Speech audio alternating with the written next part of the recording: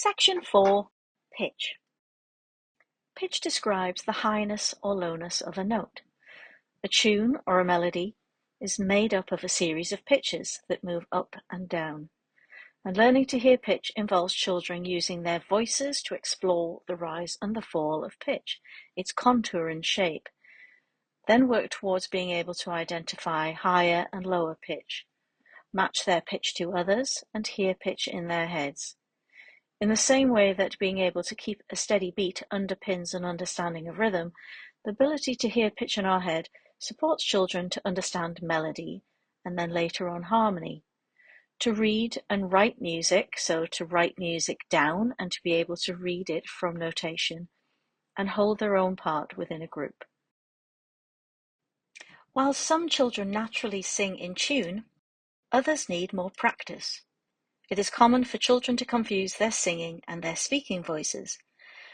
We need to remember that children's voices are naturally higher than adults, and we can help children to pitch accurately by ensuring that we don't sing too low. You can use the accompanying tracks and videos to help you find the best starting note. Men's voices are naturally lower, but children take this for granted, so there is therefore no need for men to alter the pitch of their voice. As with the sequential learning of phonics, to build the understanding of how to form words so that children can speak, read and write, songs with a limited number of notes are sequentially built to develop an understanding of pitch so that children can sing and play, compose and read notation.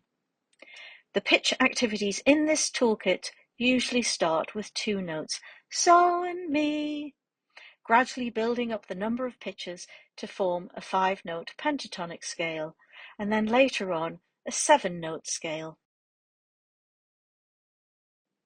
In this toolkit, we use solfa to help the children to learn the relationships or spaces between the pitches. Using this system, each note of the scale is given its own singing name. These are do, re, mi, fa, sol, la, ti, do, and the apostrophe after the final do indicates that it's 8 notes higher than the one that you started on. On the right-hand side of the slide, you can see hand gestures that can be used to accompany the singing names. It is helpful to build up knowledge of these pitches using a physical ladder, imagining that there are different rungs placed on our body to show how high or low we're singing. This can also provide a nice stepping stone to link across to introducing stave notation at a later point. We show the lowest note do on our toes, re on our knees, mi on our legs, then we jump up to so on our shoulders, and finally la on our head. Let's watch the video of Becca demonstrating the pentatonic body ladder to see this in practice. So it's really helpful to put pitch onto a physical ladder, to imagine that we have different rungs placed on our body to show how high or low we're singing. And it's a really nice stepping stone to link across to notation when you look at a stave in the end.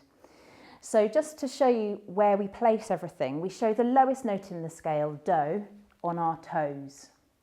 Come up 1 step to re, onto our knees, mi, on our legs. Then we jump up to our shoulders for so, because there's a gap there. There's a note that lives in between that we don't use in the pentatonic.